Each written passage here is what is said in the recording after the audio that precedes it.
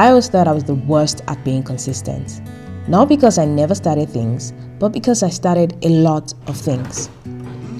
And every unfinished project became evidence that I was the kind of person who couldn't stick with anything for very long.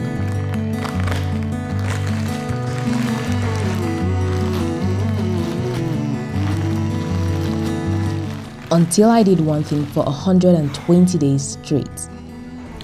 People usually say that moving and settling in takes about 3 months or maybe even more to like be completely settled in after you move. However, I moved into this place and within 1 week I dare say, fully settled in. And so right now I am in the phase of designing and decorating. So I got these from Temu. I don't even remember what some of these things are. Like, oh, I know what this is. I've always been the type of person who gets excited by beginnings. New ideas, new hobbies, new plans. The beginning is usually easy and full of possibilities.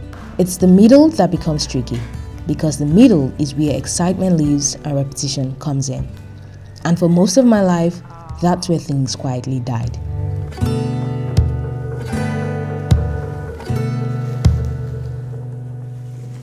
So when I decided to train like a professional chess player for 120 days, I knew the challenge wasn't going to be learning chess. The challenge was going to be staying. Staying when the enthusiasm wore off, staying when nobody cared, staying when there was no visible progress.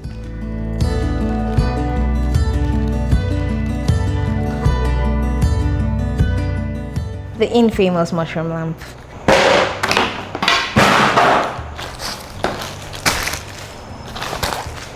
So, after a lot of research, planning, and pulling my savings together, I started. And at first, it was exciting. Every game felt like a chance to improve. And I found myself imagining day 120. How much stronger I'd be. How many games I'd have won. How much better I'd have become. And honestly, being competitive helped, because the more I lost, the more I wanted to stop losing. And for a while, that was enough.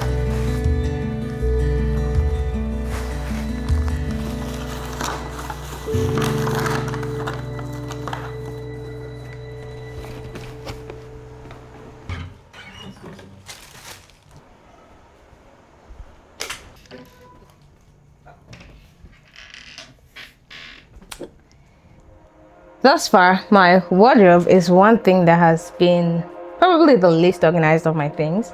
And that's because besides hangers, I do not have any other form of storage or organization going on.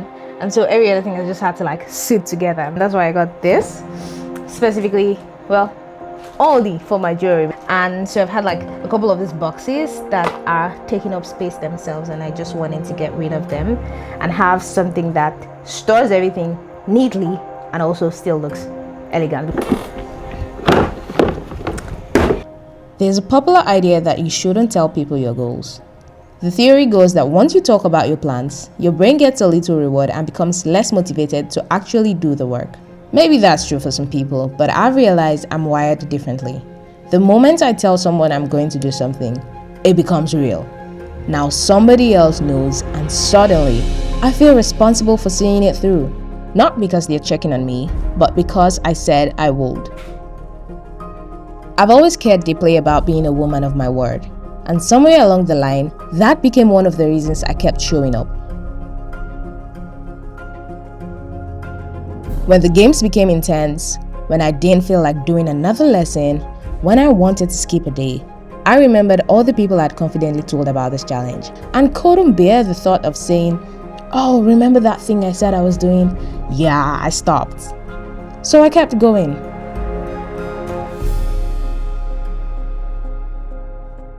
One day, then another, then another.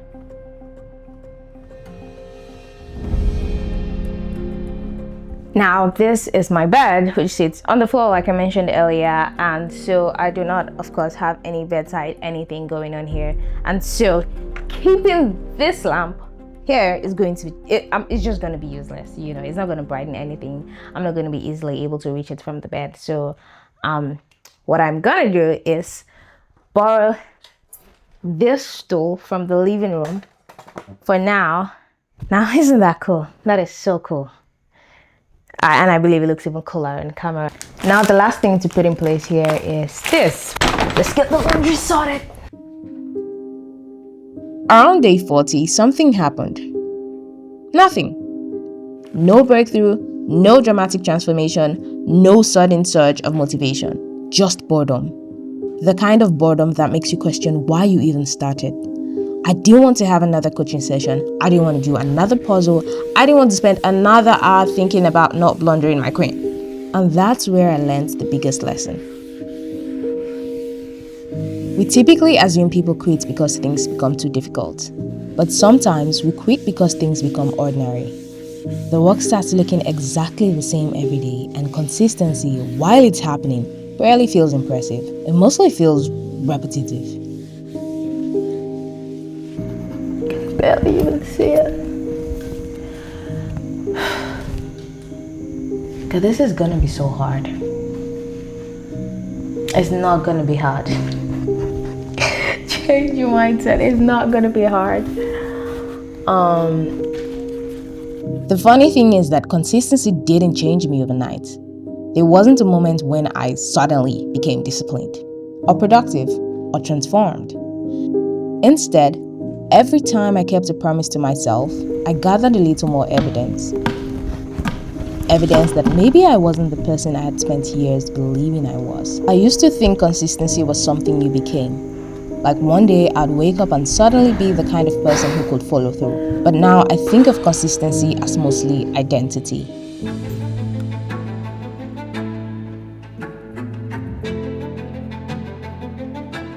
Years ago, I used to joke about being a quitter.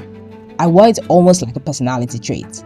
If I wasn't interested anymore, I would quit. No shame, no guilt, just on to the next thing. But eventually, I realized something. Every time I called myself a quitter, I was giving myself permission to quit. So, I started changing the story. I stopped saying I was the kind of person who quits and started saying, what I start, I finish. At first, it wasn't true.